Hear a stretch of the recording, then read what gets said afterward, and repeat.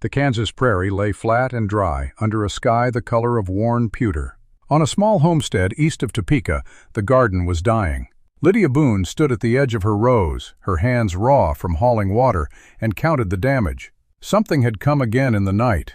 A raccoon, a fox, a man, she could not tell. The tender shoots were bitten off at the root. The squash leaves were tattered and gray. What little she had coaxed from the cracked clay was being taken from her, mouthful by mouthful, and she did not have the money to stop it. She was 26 years old, a widow in name only, and her fortune consisted of $41 sewn into the lining of her glove. That, and a memory of her uncle's voice, tired and kind, saying things she had only half believed. Worth isn't what a thing looks like, Lydia. It's what a thing does when you need it. She had not needed it then. She needed it now. Welcome to Frontier Secrets. I am your narrator, Elias Vance. Here, we unearth the forgotten stories of the American frontier. Tales of women who were laughed at, written off, and underestimated, who found a way to turn the prairie's cruelty into something like grace. Tonight, I will tell you about Lydia Boon and 39 geese that nobody wanted. That spring, Lydia had arrived in Kansas with a leather trunk, a dead husband's name she rarely used, and the $41. The land was hers through a cousin's pity, 11 acres of cracked clay and stubborn buffalo grass, with a low, sagging house and a fence that kept nothing in and nothing out. She had planted beans and squash, turnips and cabbage, a hopeful row of melons. She hauled water from the creek until her shoulders ached. She slept 4 hours a night. And still, morning after morning, she found her work undone. The neighbors laughed. Old Bess Talbot, from the next farm over, had been the first to call her peculiar. "That woman doesn't have the sense God gave a hen," Bess announced at the mercantile, and the men had chuckled. Mr. Garrett, who owned the mercantile and most of the notes in the county, had told Lydia to her face that the plot would beat her by August. She had only thanked him and asked the price of seed corn. By June, she had $11 left and a garden that looked like it had been chewed by something patient and cruel. She sat on her doorstep one evening, watching the amber light drain out of the grass, and did the arithmetic that every failing farmer does. The numbers said leave. The numbers always said leave. She did not believe the numbers. She believed her uncle. She just had not yet found the thing. If these forgotten stories of the frontier speak to your heart, subscribe to Frontier Secrets and stay by the fire a little longer. The thing found her in Topeka on a Saturday. Behind the stockyards, a man named Coyle stood cursing over a wagon of geese. 39 of them, gray and white and filthy, half of them limping, all of them shrieking like the end of the world. He had bought them cheap upriver, and they had sickened on the trip. No buyer would touch a wagon load of loud, scrawny, dying birds. $2 takes the lot, he said when Lydia stopped to look. They eat, they scream, and half won't see July. But they're alive, and that's more than I can say for my patience. She watched them.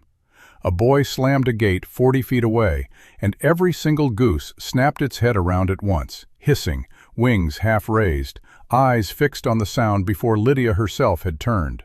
She paid him $2. She had 9 left. The geese rode home in the back of her borrowed wagon, and all 11 miles they announced it. They screamed at the wheels, at crows, at the wind, at a particular fence post they disliked. By the time Lydia turned up her own rutted lane, the sound had drawn faces to every window she passed. Bess Talbot, leaning on her fence with a hen under one arm, watched the procession go by with open delight. "Lydia Boon," she called. "Did you buy the whole noise or just read it?" Lydia did not answer. She drove on. By Sunday, it was the only thing anyone talked about. At the little white church, Lydia felt the looks before she heard the whispers. Mrs. Howard patted her hand and said gently that geese were a great deal of trouble for a woman alone, and weren't they known to attack children?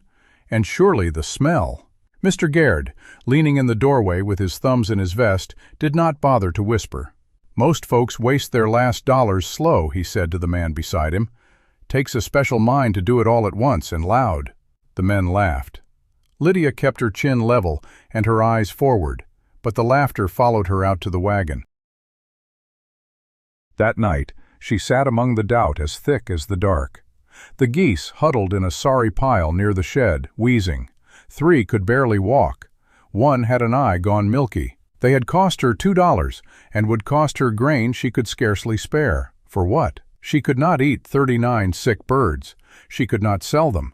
Every soul in the county thought she had finally cracked. And sitting there in the cold, she was not entirely sure they were wrong. She thought of leaving again. She thought of the train fare she did not have, and the people back east she did not want to face. She thought of her uncle's voice. What a thing does when you need it. She looked at the miserable, shrieking heap of feathers she had bought, and could not, for the life of her, see what they would ever do but eat and complain and die. But she remembered the stockyard, the way every head had turned at once, the way they had heard the gate before she had. Maybe it was nothing. Maybe it was a foolish woman building hope out of birdsong.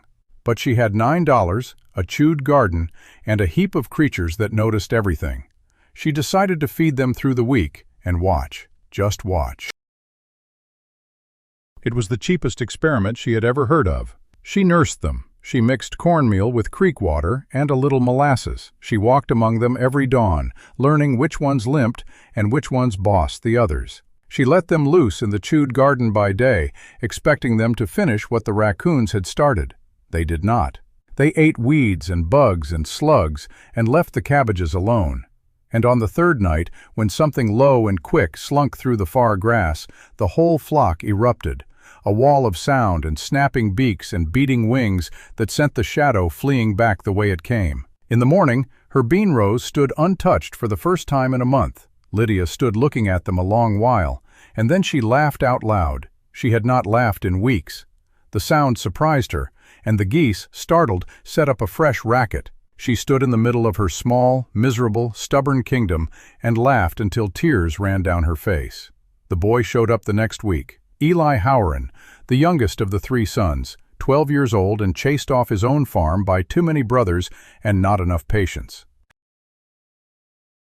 He came to gawk at the famous geese and stayed to help, drawn to the birds the way only a lonely child can be drawn to anything that needs him. "They like you," Lydia observed as a fat gray gander followed him down the row. "They don't like anybody," Eli said, pleased. "Pa says they're vicious." "Your pa," Lydia said, "has never been kind to anything that talked back.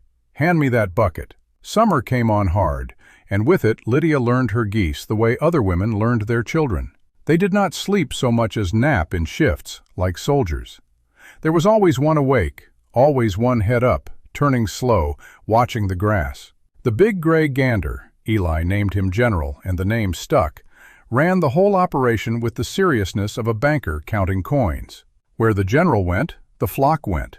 What the general feared, they all feared, and they feared a great deal. Hawks, fox smell, the particular creak of a wheel that was not hers, the shape of a man on the horizon, a quarter-mile off. What astonished her was the range of it. A dog would bark at what came close. The geese seemed to know things were coming. They would lift and mutter and shift before she could see a cause. Minutes later, a rider would top the rise, or a coyote would show itself at the tree line, and she would understand that they had heard, or smelled, or felt it, long before any human sense could. They sorted themselves into a language she slowly cracked. There was the low, conversational gabbling of an ordinary day. There was a rising mutter, "Something's not right." And there was the full alarm, a shrieking, trumpeting, wing-cracking roar that stood her hair on end and could be heard, she would later learn, well over a mile across the flat prairie air. By day they patrolled the garden, and the garden flourished. The slugs vanished. The beetles vanished. The rabbits that had plagued her turnips took one look at the general and relocated their inhibitions. Her rows came in green and full, and by mid-July were heavy with the kind of yield that made a passing neighbor slow his wagon to stare. By night she had a wall. She no longer woke at every rustle, because she had 39 sentries who woke for her. The first week of July, a coyote tested the fence 3 nights running. 3 nights running, the flock drove it shrieking back into the dark. The 4th night, it did not come. The geese had a memory for trouble, and trouble, it seemed, had a memory for them. Eli came nearly every day now. He finished his chores at first light and turned up at her gate with the particular energy of a boy who has found his calling. He could read the flock as well as she could, better in some moods. He knew the general's tempers and the names of all the females, and which three had been the sickest and were now, against every prediction, the fattest and most ferocious of the lot. "That one there," he said one afternoon, pointing at a white goose with a crooked wing. "Coyle said she'd be dead by June. Look at her now. She'll take the leg off a fox." "She nearly took the leg off Mr. Garrett," Lydia said, and they both laughed because it was true. The mercantile owner had come by to deliver a notice about her account and had retreated to his buggy with his trousers torn and his dignity in worse repair. Word of the garden traveled before word of the gardening did. Mrs. Schmidt came to buy beans and went home with an armful and a story. Old Bess Talbot, who had laughed first and loudest, came on the pretext of borrowing salt and stayed an hour watching the geese work the rows. "I'll be honest with you," Bess said in the tone of a woman to whom honesty cost something. "I figured you for a fool." "Me and the county," Lydia said. "I figured wrong on the garden anyhow." Bess squinted at the general, who was eyeing her boots. "Loud, though. Lord, they're loud. How do you sleep?" "Like the dead," Lydia said, "because I know if anything comes, they'll wake before I do." Bess left with her salt and a dozen eggs she insisted on paying for. Lydia watched her go up the lane and understood that the laughter was, in some small way, beginning to turn. Not into respect, not yet, but into curiosity, which was its near cousin and often its first step. That night, Lydia sat on her doorstep with the general settled near her boot, like a gray stone with opinions. She counted her geese the way she had once counted coins. 39. She had lost not one. Sick birds nobody wanted, and she had lost not one. Her garden was the envy of women who had called her cracked. What a thing does, she thought, when you need it.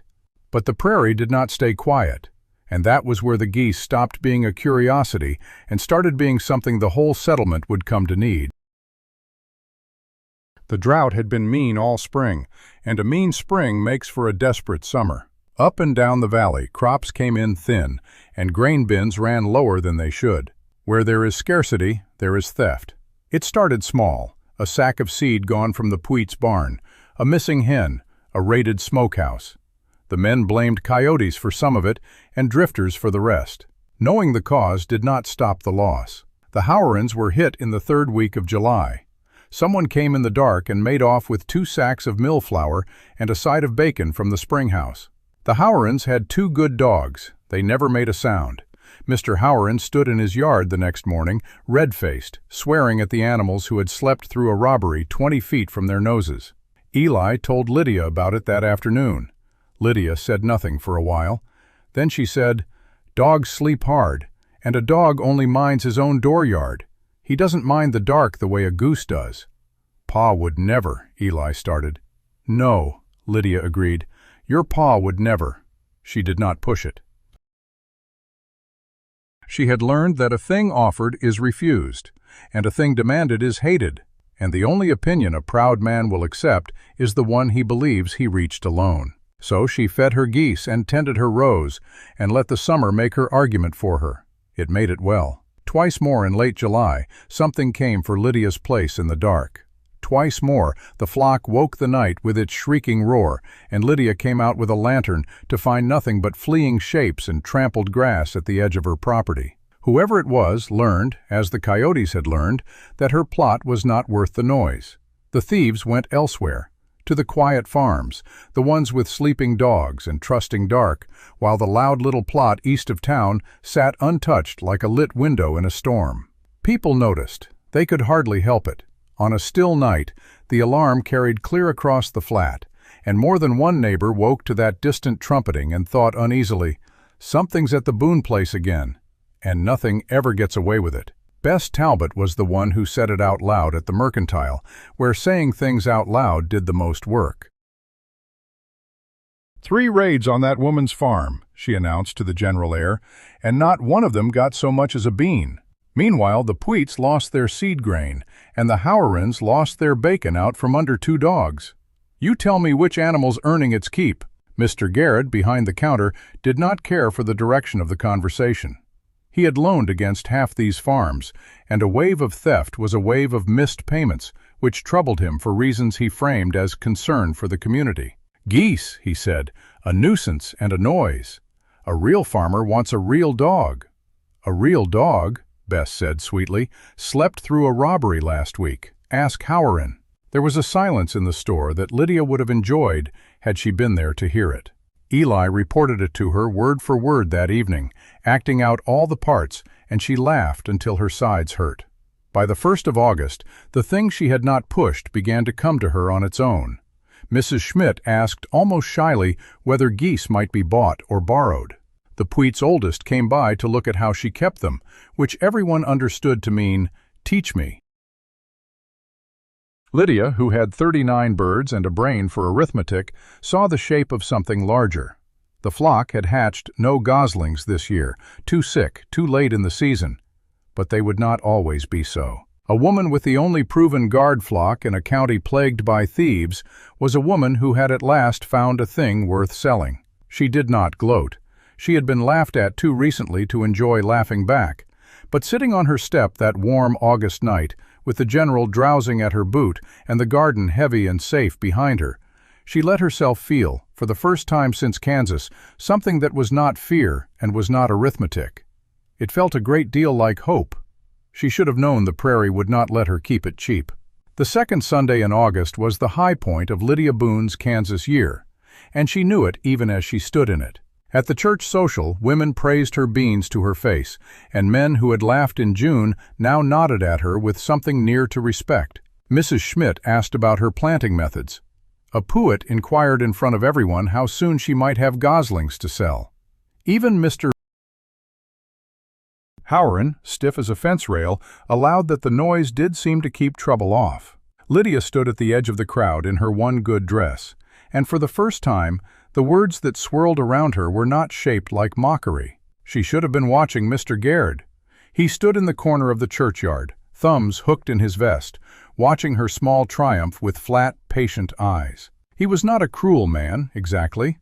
He was a man who had lent money against thin land in a dry year, and now watched with mounting alarm as the whole valley slid toward the kind of default that would leave him holding 11 worthless deeds.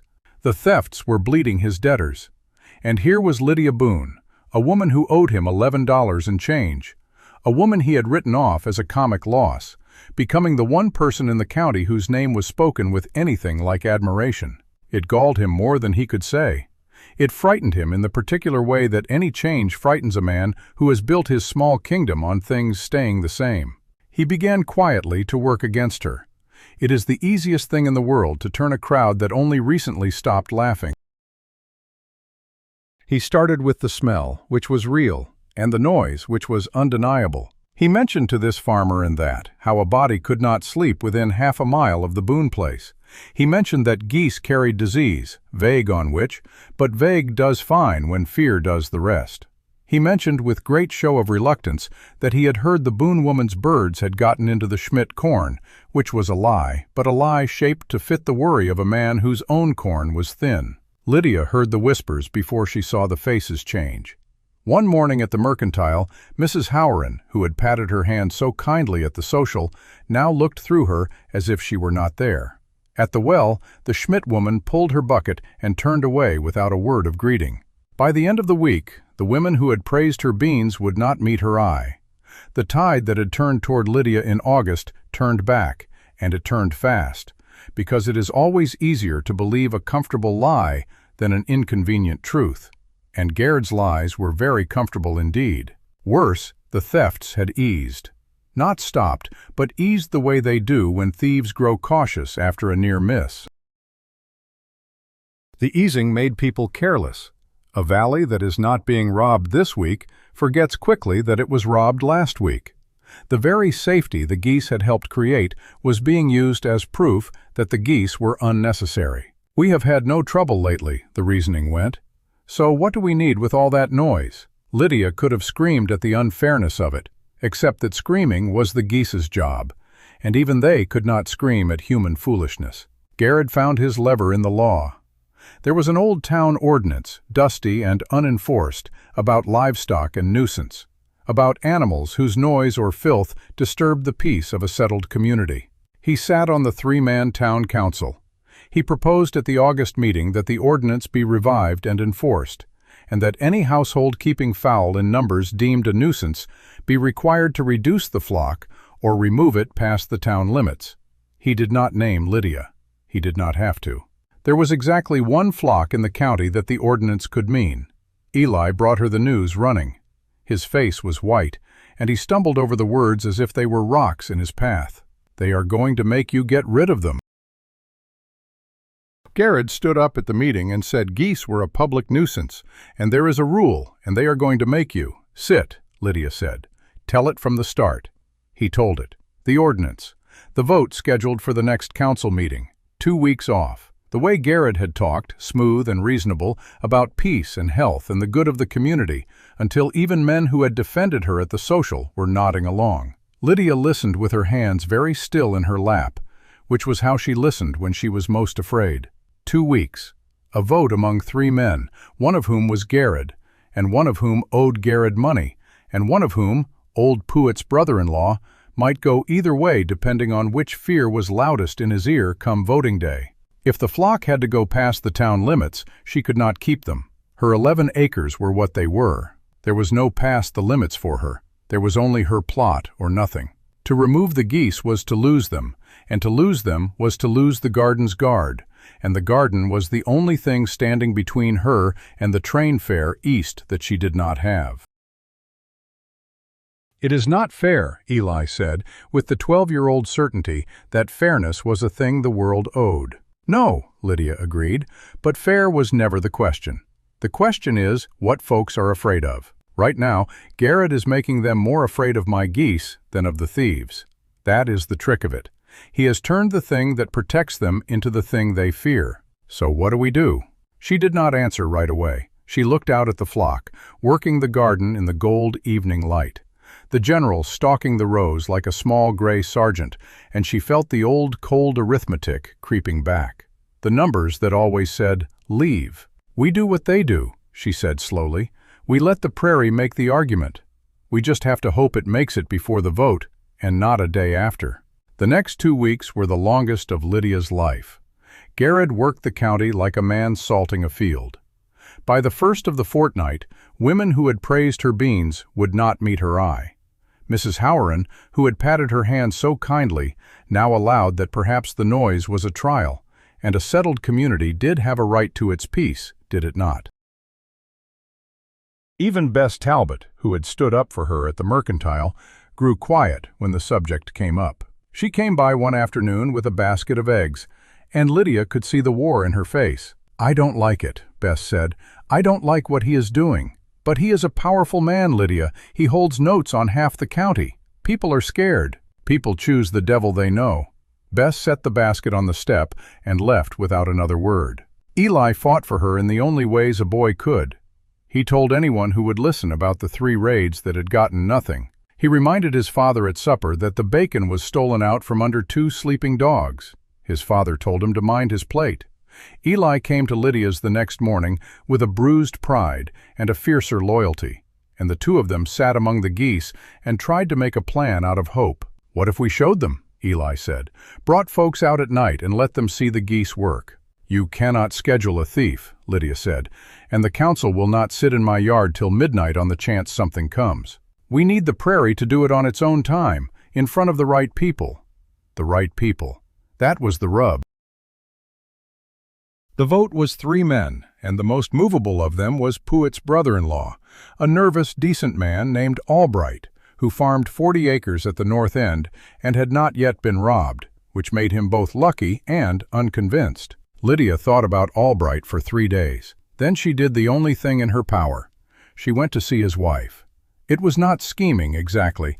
It was neighborliness with a purpose, which is the most respectable kind. She brought a basket of beans and a dozen eggs, and she sat in Mrs. Albright's kitchen and did not mention the council vote even once. She talked about the garden, she talked about the drought, and when Mrs. Albright, who was no fool, asked her straight out about the geese and the noise, Lydia told her the plain truth. "They are loud," she said. "I will not pretend otherwise. They wake me some nights for a fox or a shadow, and I lie there cursing them. But in 3 months they have not let one thief or one coyote take a thing off my place, and I have watched the quiet farms get robbed while mine sits safe. You decide which you would rather lose sleep over, a little noise or your seed corn." Mrs. Albright was quiet a while. Then she said, "We have not been robbed." "No," Lydia said, "not yet. The thieves go where it is quiet. You have a fine, quiet farm, Mrs. Albright, with 2 good barns full of what a hungry man wants." She let that sit and rose to go. "I hope you are never robbed," she added. "I truly do. I would just rather not be the only one safe on this whole prairie." She went home not knowing if it had done any good. The vote was 4 days off. Gerd, she heard, had begun telling people that the geese had brought sickness to the Schmidt poultry. Another lie. The Schmidt birds were fine, but a frightening one, and fear was Gerd's whole crop now, and he was harvesting it fast. 3 days before the vote, Lydia counted her geese in the failing light. All 39 of them.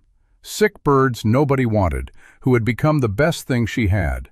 She wondered how she would say goodbye to them.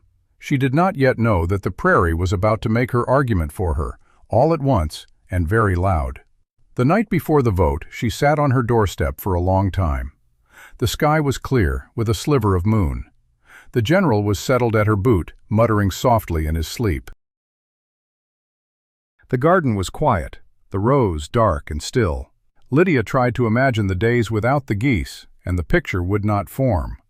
There was only a blankness, a cold arithmetic that added up to nothing. She went inside and lay down fully dressed, knowing sleep would not come, but knowing also that lying still was something she could offer herself. It came anyway, late and deep, the exhausted sleep of a woman who has run out of worries to keep her awake. She woke to the world ending. The alarm, the full shrieking, trumpeting, wing-cracking roar, erupted from the yard as if the earth itself had split open. Lydia was on her feet before her eyes were open, her heart slamming in her chest like a fist against wood. She grabbed her coat and ran out the door. The geese were a chaos of white and gray in the dark, every bird screaming, the general at the center with his wings spread and his neck stretched toward the west. And there, beyond him, a glow, low and orange at first, then rising, blooming, a tongue of flame that curled above the prairie like something alive. The Howren place, a mile to the west, the granary. Lydia did not think. She ran. She ran toward the fire in her nightclothes, barefoot across stubble and gravel, the geese screaming behind her like the world's most faithful watchmen. Halfway there, her courage caught up with her, and she stopped, gasping, in the cold dark. What could she do? She was one woman against who knew how many. The granary was already lost. Tomorrow they would vote her flock off the prairie regardless, would call the noise that woke her a nuisance, even as it saved the Howren boys from burning in their beds. She stood in the cold field and felt the whole weight of it. She had done everything right. She had found the thing that did what was needed. And it would not matter, because people feared the truth more than the lie. And the vote was bought, and the geese would go. And she would follow them east on a train she would have to beg the fare for. Then she saw the lanterns. Across the valley, one by one, lights were appearing. On the Pewitt place, on the Schmidt place, on the Albright place. Men and women stumbling out into the dark, drawn by the same sound that had pulled her from her bed. The geese had not only warned her. Of course, the full alarm carried over a mile on the flat night air. She had known that for weeks. Tonight, the geese had screamed loud enough to wake the whole sleeping valley, and the whole valley had woken to it, and they were now moving toward the fire, toward the Howren place, toward the thieves who had set it. Lydia stopped running. She turned back toward her own loud, ridiculous, magnificent flock, and she began to plan. By the time the valley reached the Howrens, the granary could not be saved, but the house could, and was. The family stood shivering in the yard, the boys wrapped in blankets, Mr. Howren watching his stored grain go up in sparks and bitter smoke. The thieves, 3 drifters, desperate men who had been working the county all summer, fled into the dark and were caught 2 days later near the river, undone by the very alarm that had filled the valley with witnesses. No one was hurt. Eli, soot-faced and electric with excitement, found Lydia in the crowd and grabbed her sleeve. "They heard it," he said. "Everybody. The Puits heard it. The Schmidts heard it. Mr. Albright told my pa." He sat straight up in bed at the sound and saw the fire from his window. Your geese woke the whole valley." Lydia said nothing. She was watching the faces around the fire. Neighbors in nightclothes, faces orange in the failing light, all of them turning slowly toward the same understanding. She had learned long ago that the only opinion a proud community would accept was the one it believed it reached alone. So she did not say, "I told you so." She said nothing at all. She let them reach it. They would reach it by morning. But the night was not over, and the vote was only hours away, and Lydia stood at the edge of the firelight with her bare feet cold on the trampled grass, watching the valley she had saved begin to understand what it had almost thrown away. Tomorrow the council would meet. Garrett would make his case, and Lydia Boon, with 39 geese and $9 and a garden that had not been touched by thief or beast in 3 months, would finally learn whether the prairie's argument had been enough. The council meeting was held in the back room of the Mercantile, a cramped space with a scarred wooden table and 3 chairs that had seen more arguments than agreements in their long, splintered lives. Lydia arrived early, not because she wanted to be seen, but because she wanted to watch the faces as they came in. She stood at the back of the room, near the window where the morning light fell in a dusty column, and counted the people who filed past. More than she had expected. Word of the fire had traveled faster than the dawn, and every farmer within 5 miles had found a reason to be at the Mercantile that morning. Mr. Garrett was already seated at the table, his thumbs hooked in his vest, his face carefully neutral. He had the look of a man who had prepared for a fight and was still confident of winning it. He did not know yet that the prairie had stolen his argument the night before. He did not know that the very noise he had called a nuisance had woken a valley full of sleeping families and pulled them out into the dark in time to see their neighbor's fire and catch his thieves. Or perhaps he did know, and he was simply too proud to change course. The other 2 councilmen took their seats. Mr. Henshaw, a quiet man who owed Garrett a sizable note, looked uncomfortable and would not meet anyone's eye. Mr. Albright, the nervous, decent man whose wife Lydia had visited 3 days earlier, sat with his hands flat on the table and his jaw set in a way that made him look almost fierce. Garrett rose first. He spoke in the smooth, reasonable tone that had served him all summer. He spoke of nuisance and noise, of the peace of a settled community, of disease and disorder. He spoke well. But the room was different now. The faces that listened were the same faces that had stumbled out of their beds the night before, pulled into the cold by a sound they had mocked for months. They remembered. Garrett could not erase that memory with words, no matter how well chosen. When he finished, he sat down with the satisfied air of a man who has laid a perfect trap, unaware that the trap had been empty all along. The council called for comment from the community. For a long moment, no one spoke. Then Bess Talbot stood up. She did not have the smoothness of Garrett. Her voice was rough and plain, the voice of a woman who had wrung the necks of 1,000 chickens and had no patience left for foolishness. "I called Lydia Boon a fool," she said. "I was the first to laugh at her geese. I am saying it now so you all know I am not saying it because I like her.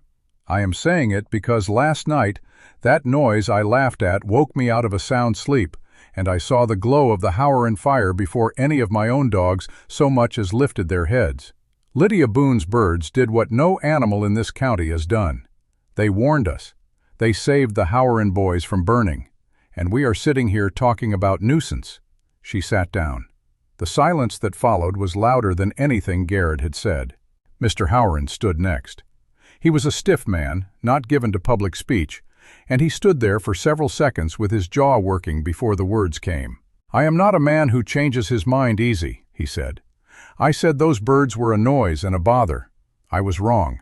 They woke my family. They woke my neighbors. And they caught the men who have been stealing from this valley all summer. I owe that woman my granary's worth, and more than that. The granary is wood and nails. My boys are not." He sat down heavily, and the room murmured. Mr. Albright cleared his throat. He did not stand, but he spoke clearly, and his voice carried. "I came into this meeting planning to vote with Garrett. I will be honest about that. But I have been thinking on something Mrs. Boon said to my wife a few days back. She said the thieves go where it is quiet. She said I had a fine, quiet farm and 2 good barns full of what a hungry man wants. I lay awake last night thinking about that. My dog slept through the fire alarm. My dog slept through the whole thing. If those geese had not been there, I might not have known until my own barn was burning." He paused and looked at Garrett. "I will not vote to drive off the only animal in this county that has proved it will wake us when our own dogs sleep. I would sooner buy a flock of my own." The murmur became a nod. Garrett's face went still in the particular way of a man watching his carefully built argument collapse in front of him. He opened his mouth to speak, but Mr. Henshaw, the quiet man who owed him money, raised a hand. "I have heard enough," Henshaw said. "The vote is clear. All in favor of enforcing the ordinance?" He raised his own hand reluctantly. Garrett raised his. Albright did not. The ordinance failed 2-1. Garrett sat motionless for a long moment. Then he stood, gathered his papers, and walked out of the room without looking at anyone. The door closed behind him with a soft click that sounded louder than it should have. The room did not cheer.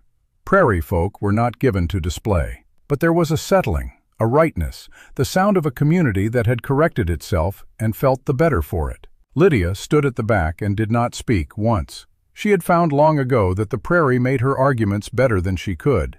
She walked home that afternoon under a sky the color of pale linen. The geese greeted her with their usual racket, the general striding up to her boot with his neck stretched and his eyes bright, as if to say, "Well?"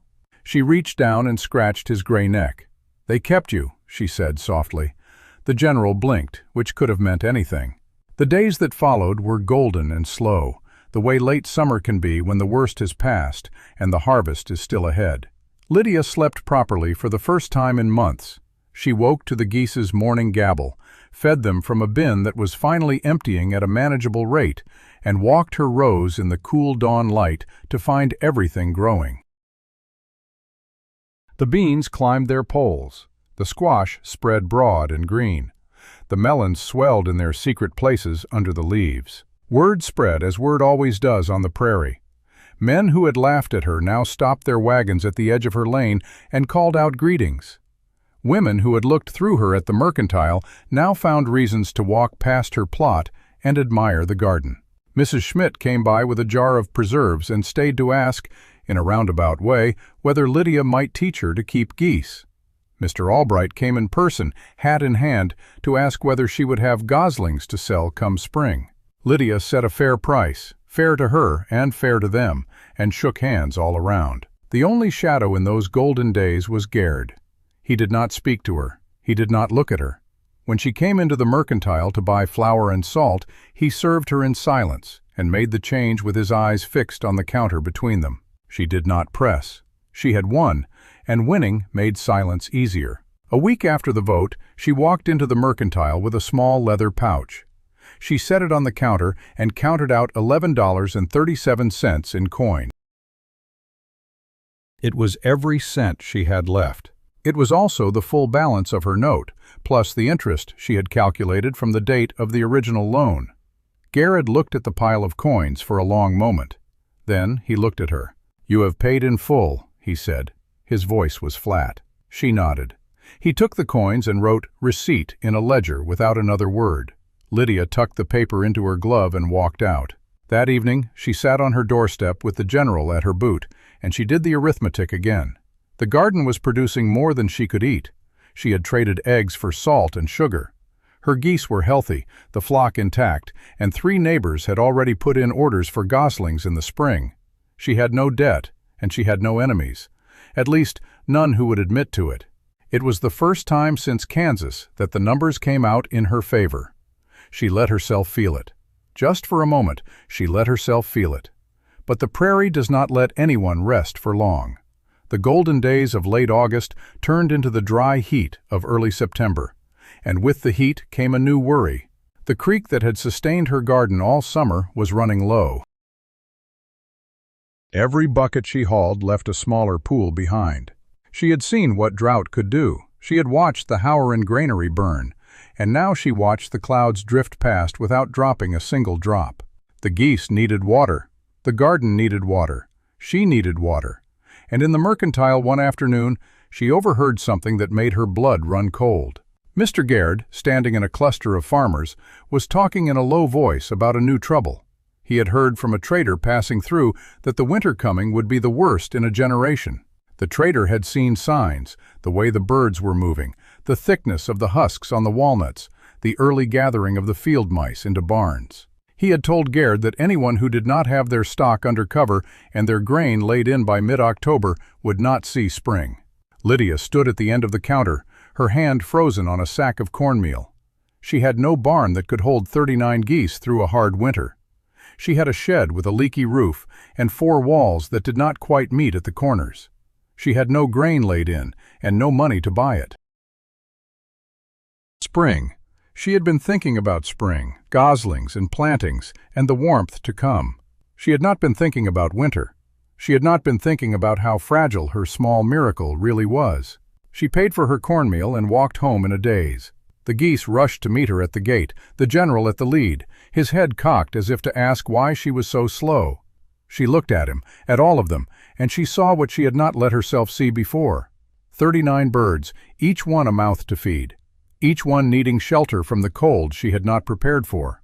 Each one depending on her, the woman who had nursed them from the edge of death, and had no idea how to keep them alive through what was coming.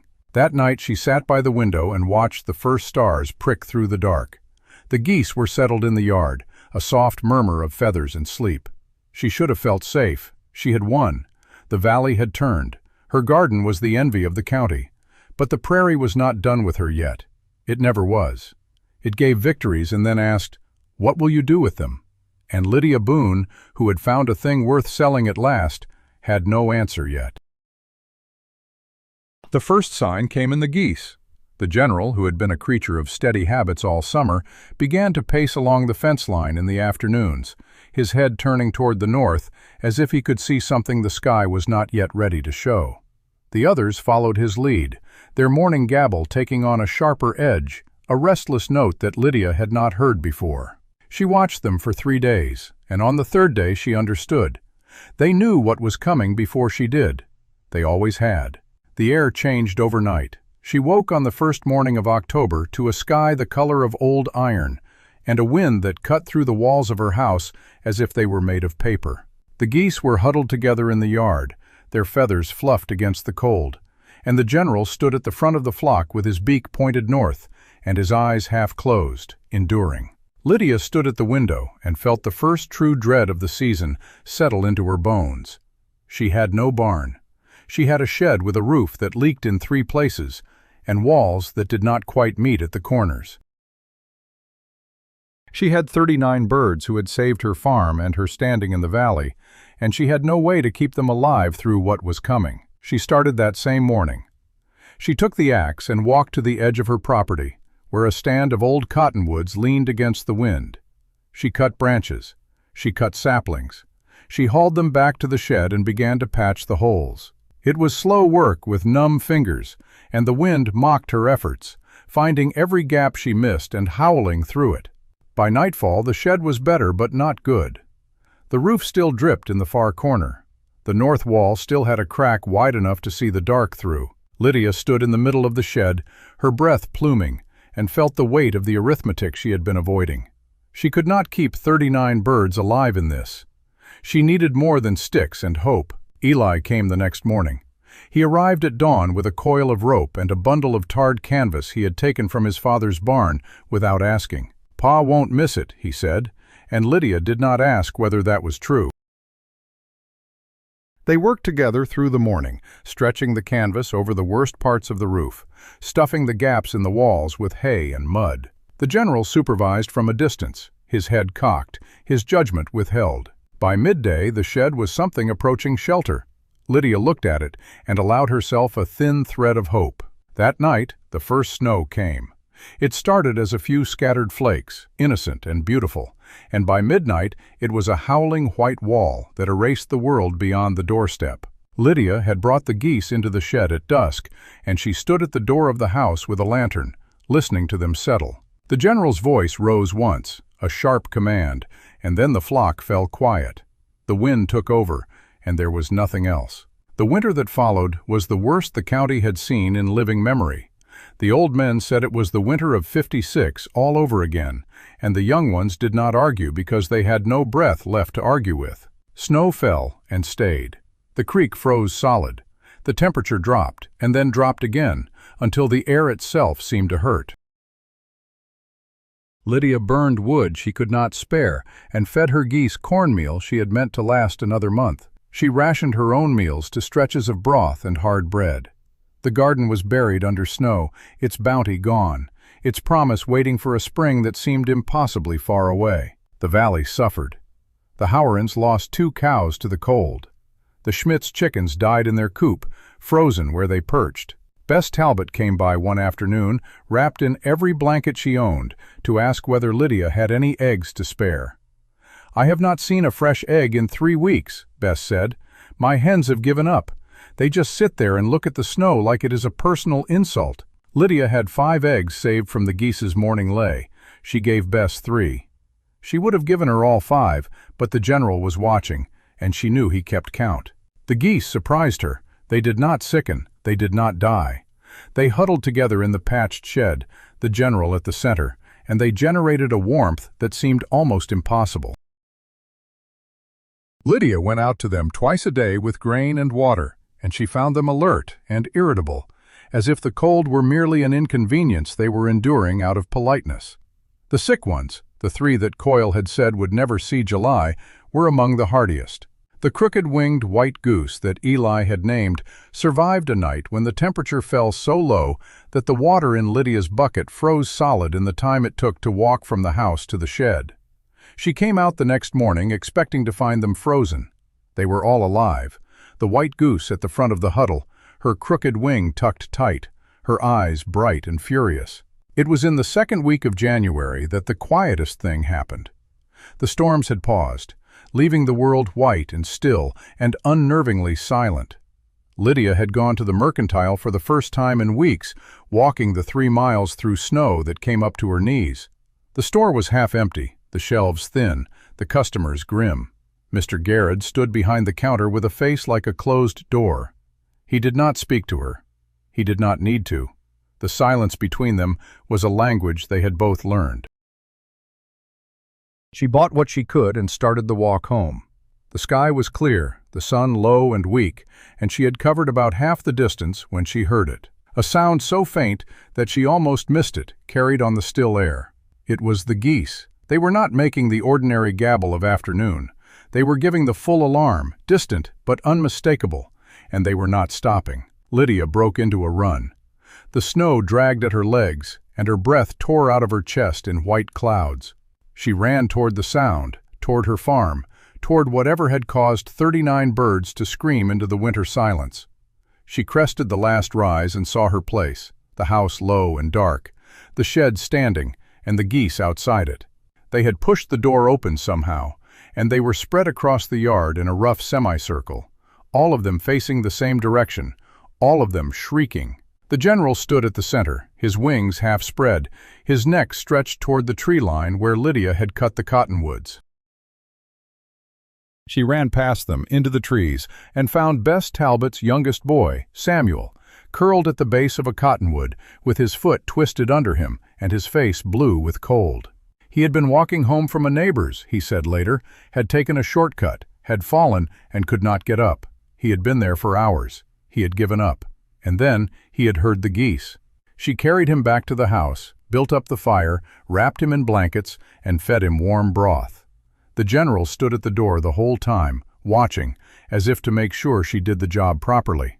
When Eli arrived an hour later, sent by his mother to check on Lydia, he found Samuel asleep by the fire, and Lydia sitting with her hands wrapped around a cup of tea she had not drunk. "He heard them," he said. "He is 12 years old. He knows what the Howran fire sounded like. He knew that noise meant help." Lydia looked at the general, who had settled at last on the hearth, his gray head tucked under his wing.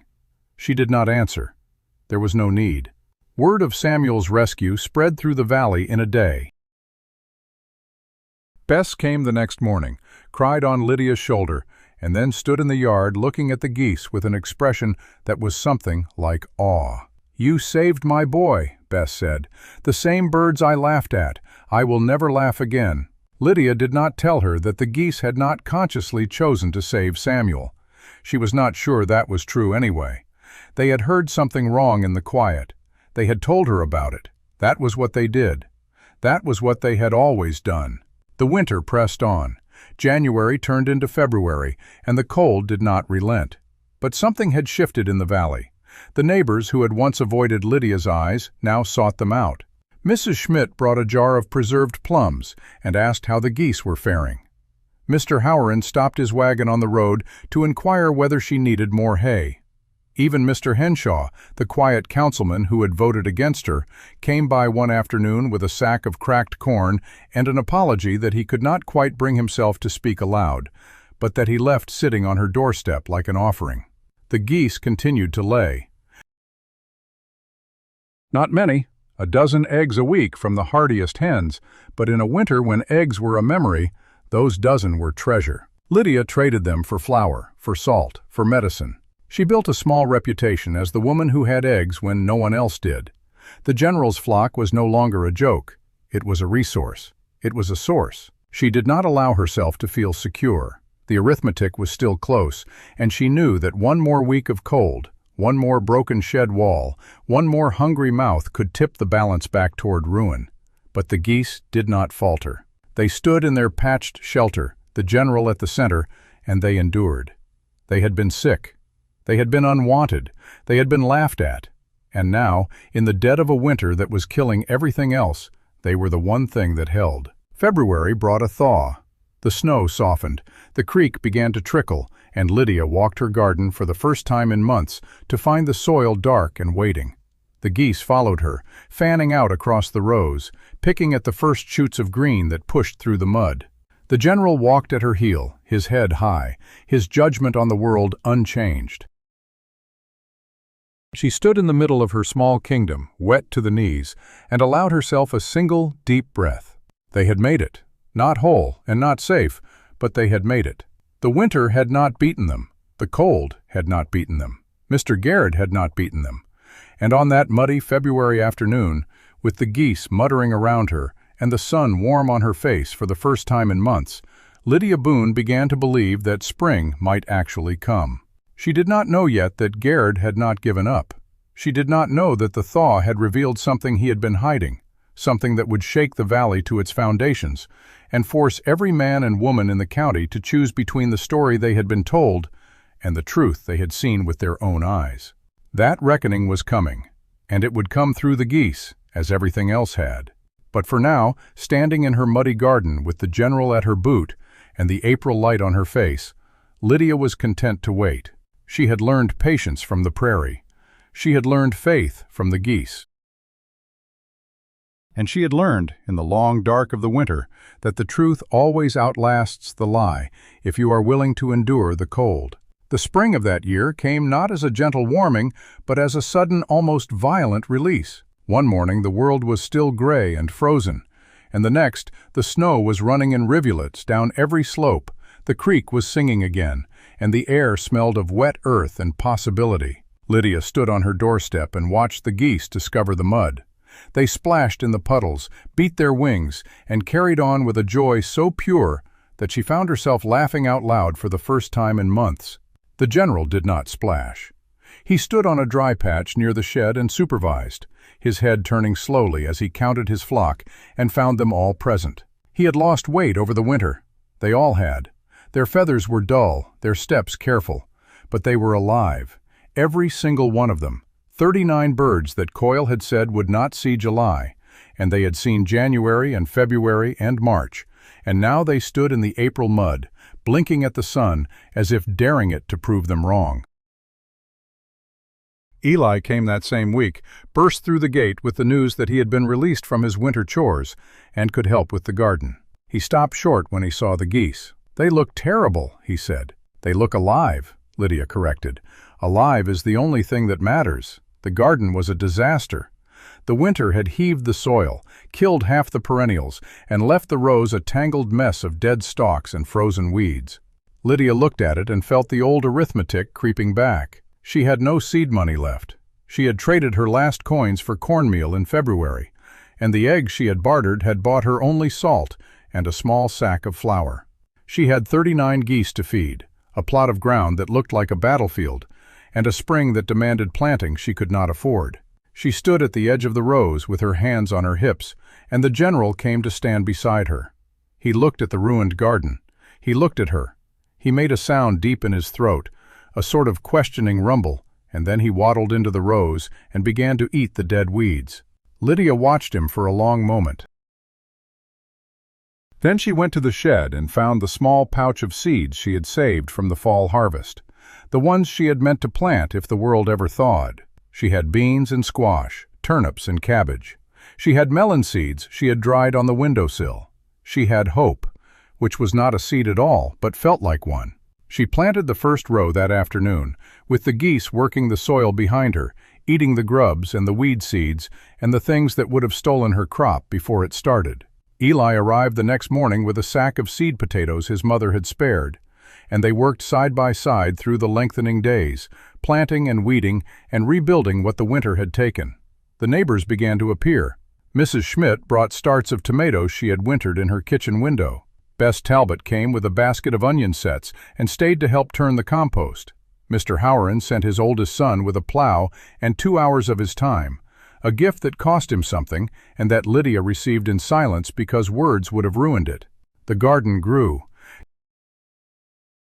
It always grew when Lydia put her hands in the soil, but this spring it grew as if the earth itself was grateful for the attention. The beans climbed their poles by the end of May. The squash spread across the rows in broad green leaves. The melons appeared as small, hopeful bumps along the vines, and the geese patrolled it all like soldiers who had finally found a war worth fighting.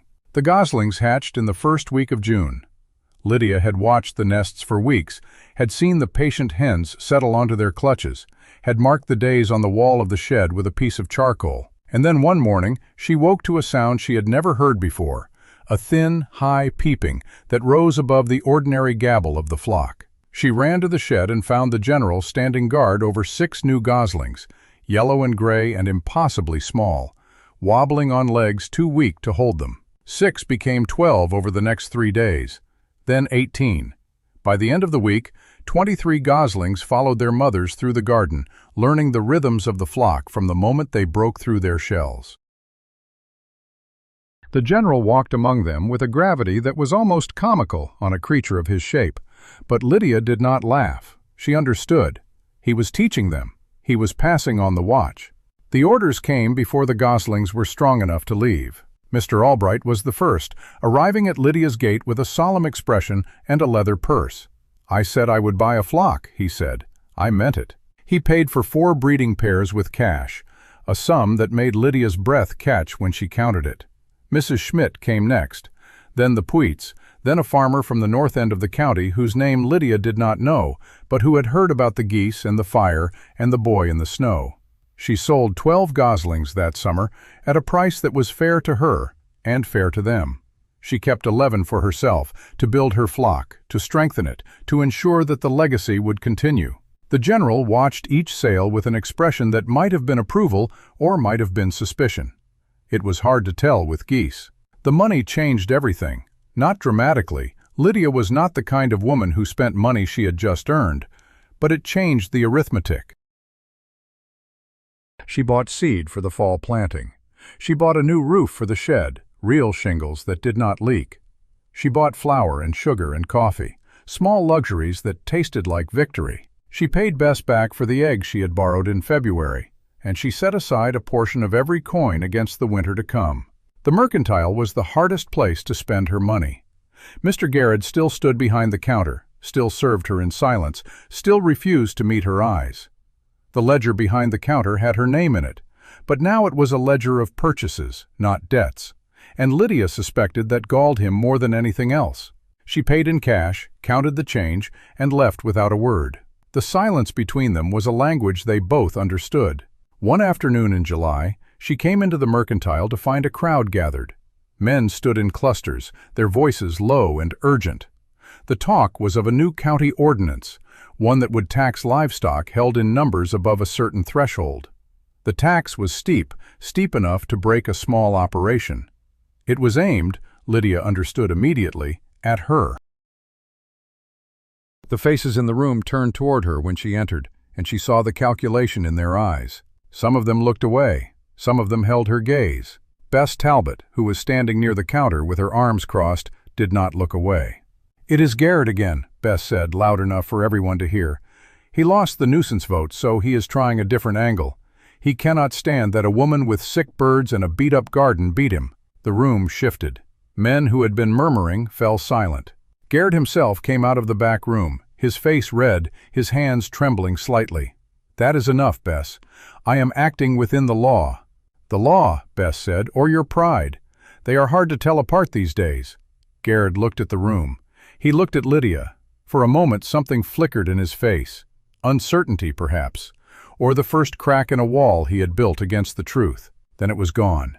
He turned and walked back into the storeroom without another word. Lydia bought what she needed and walked home slowly, her mind turning. The tax would not pass. She was sure of that. The valley had seen what her geese could do. But Garrett was not done. He would keep trying. He would keep chipping at the edges of her small kingdom until he found a weakness she could not defend. She looked at the general, who was supervising the goslings' afternoon nap in a patch of sun. He blinked at her slowly. She did not know how to fight a man who used the law as a weapon, but she knew one thing. The prairie had made her argument before. It would make it again. It always did. The summer deepened, and Lydia's garden became something the whole county talked about. Her beans were the first to market. Her squash filled baskets that women carried home with envy in their eyes. Her melons, the same hopeful row she had planted the year before, grew fat and sweet, and she sold them at the church social for a price that made even Mr. Howren nod with grudging respect. The geese had become a part of the landscape. Their distant alarm was no longer a nuisance. It was a comfort. Women who had once covered their ears now said that a night without the Boon geese was a night when something felt wrong. The general and his flock had become the valley's watchmen, and the valley had grown accustomed to being watched over. The 17-year locusts arrived in August. They came as a hum on the horizon, a sound that grew and grew until it filled the air like a living thing. The first wave hit the Schmidt farm, stripping the leaves from the orchards in a single afternoon. The second wave hit the Howren corn, and the sound of a million jaws working was the only thing anyone could hear for 3 days. The valley panicked. Men stood in their fields with their hands hanging, watching the insects eat their futures. Women cried in their kitchens. The church held a prayer meeting, and the prayer meeting was attended by every soul in the county except one. Lydia was in her garden with her geese. She had heard the hum. She had seen the cloud on the horizon, and she had watched her geese do something she had never seen them do before. They had stopped patrolling. They had gathered in a tight cluster near the shed, the general at the center, and they had begun to feed, not on the garden, on the air. They were catching the locusts. They were eating them. The 17-year plague, the terror of every farmer in the valley, was a feast. Lydia did not understand it. She did not need to. She opened her gate and let the geese into the garden, and they spread across the rows like a gray and white tide, snapping the locusts out of the air, off the leaves, off the soil. The garden that should have been stripped bare in an hour stood untouched. The neighbors came running. Bess arrived first, her face wild, her hands covered in insect paste. "Your garden," she gasped. "How is it still standing?" Lydia pointed. Bess followed her finger and saw the geese, their bellies full, their heads high, the locusts falling into their beaks by the thousands. The word spread faster than the locusts themselves. By evening, every farmer in the valley knew that the Boon geese were eating the plague. By the next morning, the line at Lydia's gate stretched down the lane. They came to buy geese. They came to borrow geese. They came to beg. Lydia could not sell them all. She had to keep enough to rebuild her own flock, to protect her own garden, to maintain the watch. But she loaned them out. She sent 6 breeding pairs to the Schmidt farm, 4 to the Howrens, 3 to Bess. She kept the general and the core of the flock at home, but she let the knowledge spread. The creatures that had been called a nuisance were now the only thing standing between the valley and starvation. The locusts lasted 2 weeks.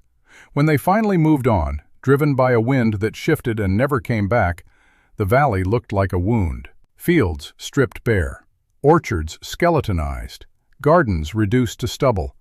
But Lydia's plot stood lush and green, and every farm that had borrowed her geese had at least something left.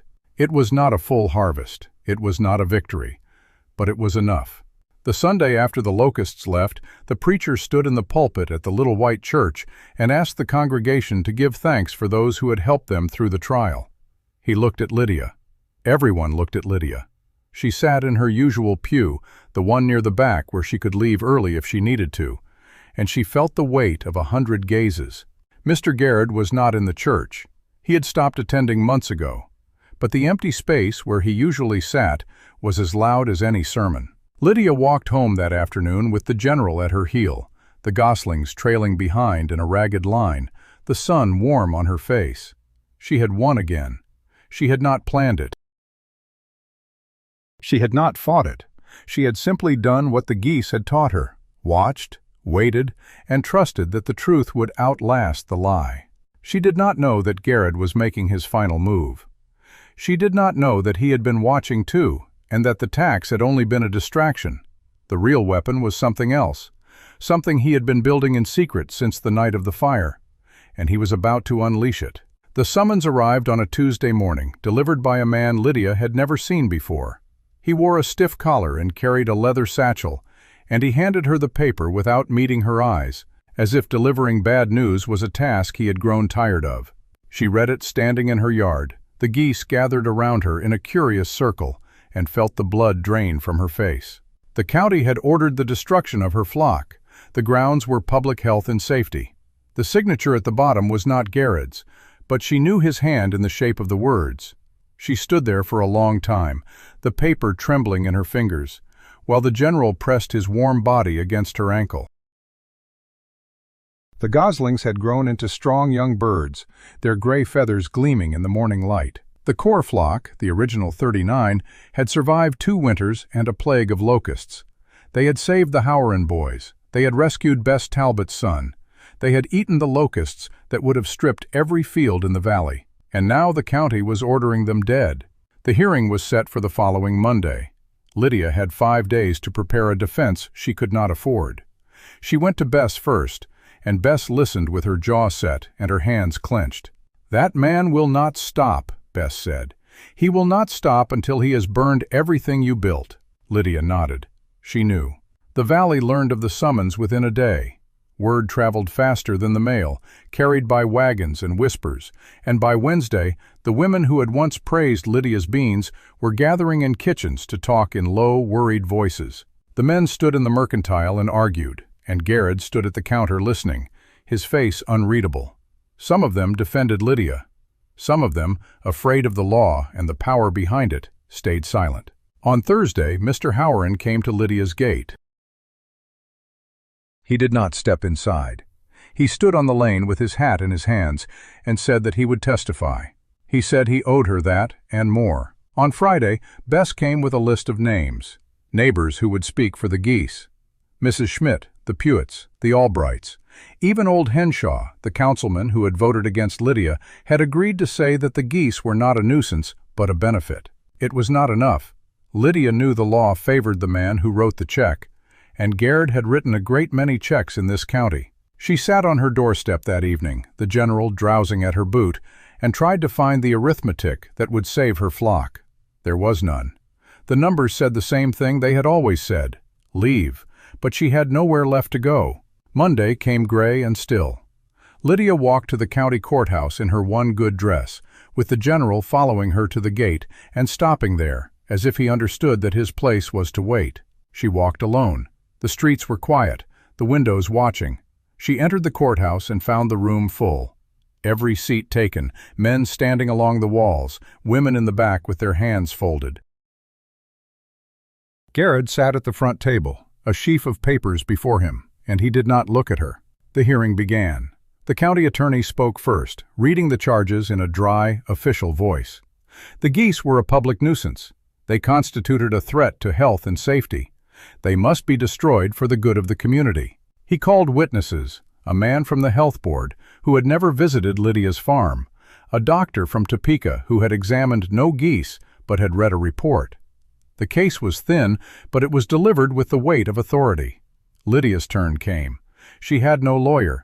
She stood alone at the front of the room and spoke in a voice that did not waver. She told them about the 39 sick birds nobody wanted.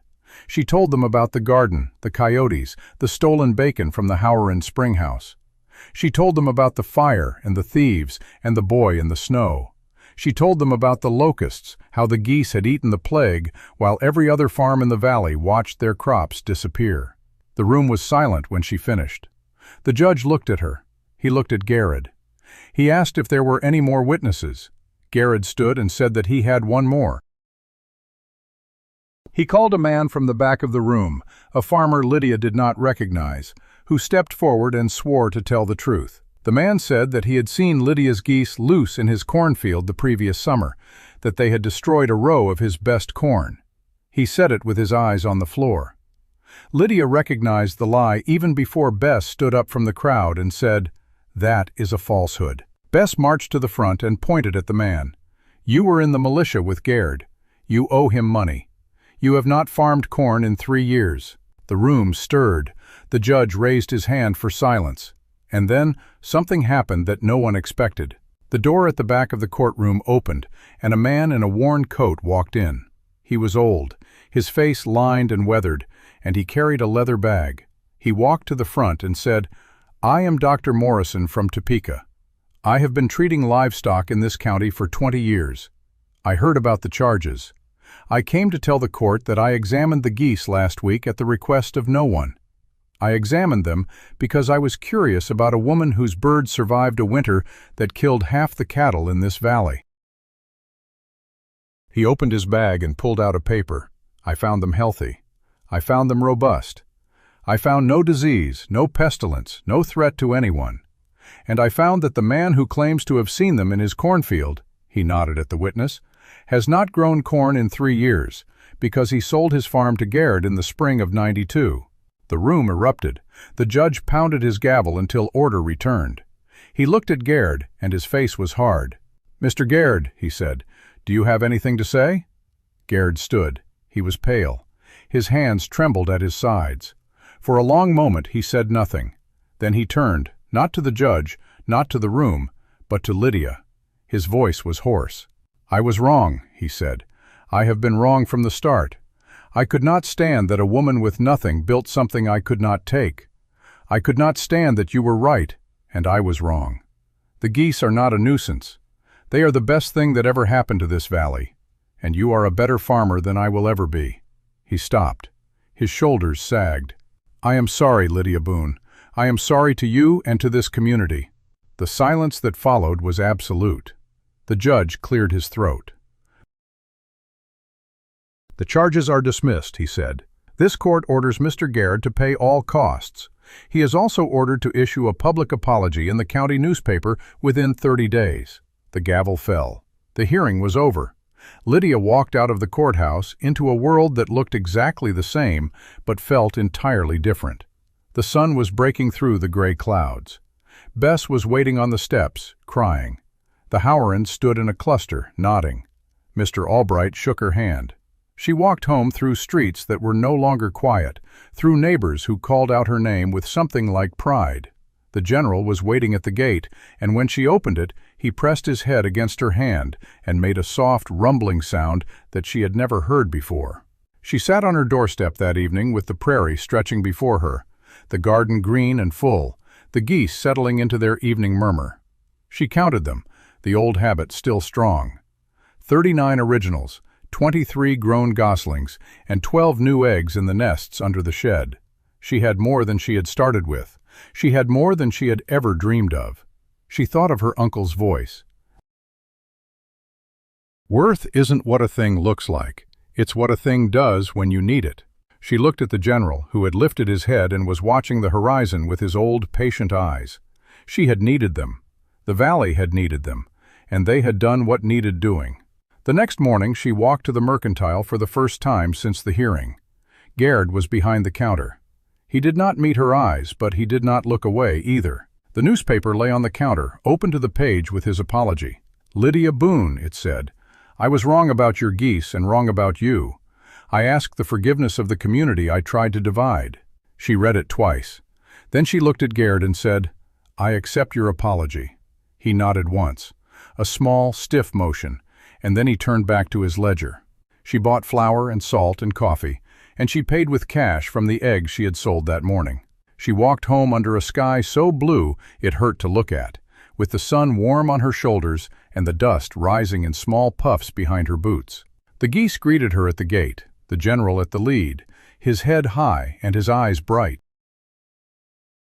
She reached down and scratched his gray neck, and he made that soft, rumbling sound again, the one she had never heard before the day she won. She had found her thing. She had found it in the most unlikely place. In 39 sick birds nobody wanted, in a chewed garden and a borrowed wagon, and a hope that refused to die. The prairie had made her argument, and the argument had been heard. The valley would remember Lydia Boon. They would tell the story of the woman who bought the noise and turned it into a watch. But she would remember the geese. She would remember the way they woke her in the dark, the way they stood between her and ruin, the way they taught her that worth is not what a thing looks like, but what a thing does when you need it. The general lifted his head and trumpeted once, a clear, bell-like call that carried across the flat prairie air. The flock answered, and the sound rose and fell like a living thing, like a promise, like a name the wind would carry long after the tellers were gone. This is Elias Vance, and you have been listening to Frontier Secrets. Subscribe and step back in time. The frontier hides more than it shows.